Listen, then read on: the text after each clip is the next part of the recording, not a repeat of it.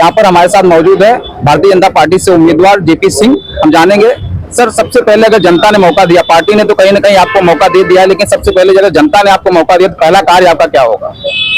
नमस्कार, आपके चैनल को शुभकामना मेरी तरफ से।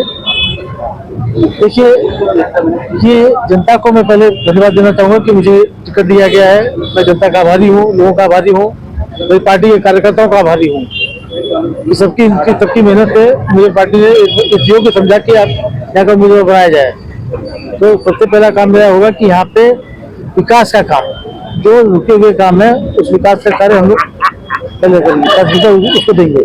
सर, कहीं ना कहीं जो आपके एमपी और एमएलए हैं, 1 से 1.5 साल हो गए, 1.5 साल हो गए लगभग आपके सांसद बने हुए, और विधायक भी आपके 1 साल है, लेकिन बावजूद उसके यहाँ से आप किसी भी साइड जाएंगे तो गटर और सड़क टूटी मिलेगी। यहाँ पर जहाँ पे आप मौजूद है वहां से भी क्या ये समस्याएं हल हो पाएंगी आपके, अगर जनता ने मौका दिया तो?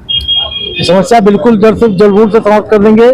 और जो आप कह रहे हैं ना कि हर जगह सड़क टूटी है, लाइट बंद है, ये समस्या 35 साल पुरानी है, 35 सालों समस्या चली है। लेकिन सर, आपकी तो जो सरकार है वो तो डबल इंजन की सरकार है, बावजूद उसके अगर आप नगर सेवक बने और महापौर भी आपकी बना तो आपकी तो 5 इंजन की सरकार हो जाएगी। तो क्या 5 इंजन की सरकार की रफ्तार से विकास भी होगा नाला सुपारा वसई विरार का? बिल्कुल होगा, इसमें कोई शक नहीं है।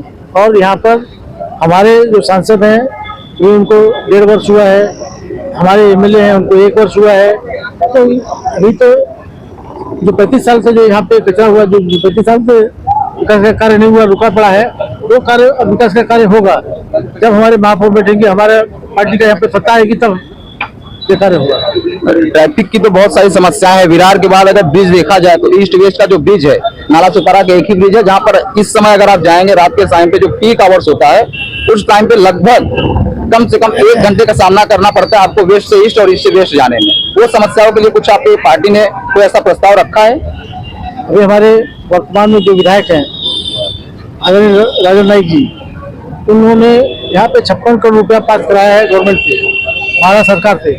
और यहाँ जहाँ बैठे हम लोग, उसके बगल से फ्लाईओवर जा रहा है, और फ्लाईओवर का टेंडर पास हो चुका है और वो काम जल्द से जल्द शुरू होने वाला है। और इसके अलावा नारंगी में एक फ्लाईओवर पास किया है, तीसरा फ्लाईओवर हमारा वहाँ बिलाल पाड़ा से लेकर संतोष भवन तक, 3 फ्लाईओवर का काम संचय कराया है। सर, आपका तो एक स्कूल भी है, शिक्षा से आप काफी समय से जुड़े भी हैं। जो शिक्षा व्यवस्था है नाला सुपारा की कहीं ना कहीं बहुत निचले स्तर पर चल रही है। यहाँ के जो युवा है, जो बच्चे हैं, कहीं ना कहीं नशे का शिकार हो रहे हैं और शिक्षा व्यवस्था लगातार गिरती जा रही है। क्या बीएमसी का कोई बड़ा कॉलेज या बड़ा स्कूल भी आपके वार्ड में, आपके प्रभाग में बनने के लिए आप कुछ उसको बढ़ावा देंगे? देखिए, ये वार्ड और प्रभाग की समस्या नहीं है, ये पूरे शहर की समस्या है, ये वसई विरार। लेकिन सर, 7 लाख की आबादी है, 7 लाख की आबादी में कम से कम 2 बड़े कॉलेज और 2 बड़े हॉस्पिटल होने चाहिए। 2 बड़ी हॉस्पिटल के बावजूद यहाँ पर एक भी हॉस्पिटल ऐसी नहीं है जहाँ पर संपूर्ण व्यवस्था हो। क्या है कि ये शिक्षा विभाग के द्वारा यहाँ पे ऑलरेडी जो कॉलेज है और जो स्कूल है, जो कि जिला परिषद के अंडर है, प्राइमरी स्कूल, वो ऑलरेडी हमारे विधायक राजन नाइक जी ने उनको महाराष्ट्र सरकार से परमिशन लेकर के उनको सबको अपने महानगर पालिका के क्षेत्र में लाने का काम किया है। और जब हमारी सत्ता बैठेगी, जब हमारा यहाँ पे शिक्षण सभापति होगा, हमारे महापौर होगा, तब सारे स्कूलों को हम लोग यहाँ पर तो हमारे पास ऑलरेडी आ चुके हैं महानगर पालिका के, उनका शिक्षण समिति का सभापति होगा और आगे शिक्षा का काम आगे करेगा।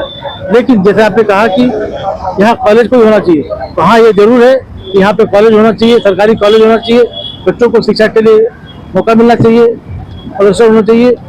और हॉस्पिटल के लिए जैसे आपने कहा, तो हॉस्पिटल के लिए अचोले रोड पर वहाँ पर एक बड़ा हॉस्पिटल बन रहा है, जो एम्स के दर्जे का है, जहाँ पे सारी सुविधाएं हैं।